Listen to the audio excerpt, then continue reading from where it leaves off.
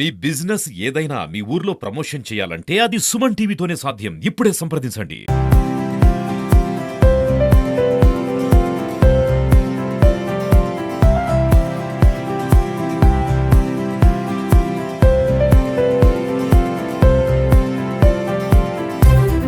నమస్కారము.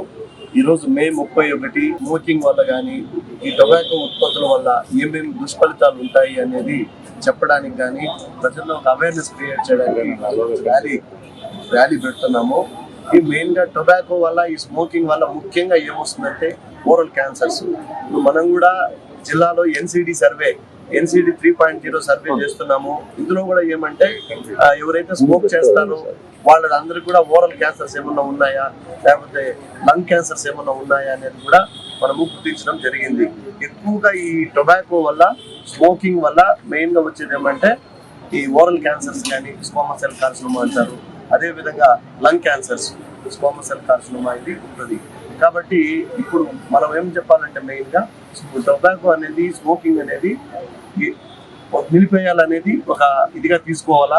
అదేవిధంగా ఈ టొబాకో వల్ల బీపీ పెరగడము, హైపర్ కొలెస్ట్రాల్ రావడము, దీనివల్ల స్ట్రోక్స్ రావడము, హార్ట్ అటాక్స్ రావడము, తర్వాత వచ్చి పక్షవాతం రావడము, ఇటువంటివన్నీ జరుగుతాయి.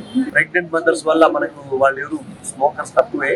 కాకపోతే హస్బెండ్ స్మోకర్ అయి ఉండి ఒకవేళ వైఫ్ కానీ ప్రెగ్నెంట్ ఉండి ఒకవేళ వాళ్ళు ప్యాసివ్ స్మోకింగ్ వల్ల కూడా IUGR intrauterine growth retardation baby low birth weight పుట్టేదానికి ఆస్కారం ఉంది. కాబట్టి ఈ యొక్క టొబాకో ఉత్పత్తుల్ని కంప్లీట్ గా బ్యాన్ చేయాలని, దీని వల్ల జరిగే దుష్ఫలితాలన్నీ ప్రజలకు తెలియజేస్తే వాళ్ళంతకు వాళ్లే స్వచ్ఛందంగా స్మోకింగ్ నుండి ఫ్రీ అవుతారని ఈ సందర్భంగా తెలియజేస్తున్నాను. ఇంకొకటి ఏమంటే స్కూల్స్, కాలేజెస్ కి 5 కిలోమీటర్స్ రేడియస్ లో ఎటువంటి స్మోకింగ్ ఈ యొక్క పొగాకు ఉత్పత్తులు అమ్మకూడదనేటువంటి ప్రచారం ఉంది. అది కూడా దాన్ని కూడా సక్రమంగా పాటించాలని, పబ్లిక్ ఏరియాలో స్మోకింగ్ చేసే వాళ్ళకి కూడా ఫైన్ మన పోలీస్ డిపార్ట్మెంట్ వాళ్ళు ఫైన్స్ చేస్తున్నారు. అది కూడా పబ్లిక్ ఏరియాలో స్మోకింగ్ లేకుండా కూడా దీన్ని పటిష్టపరచాలని ఈ సందర్భంగా కోరుతున్నాను.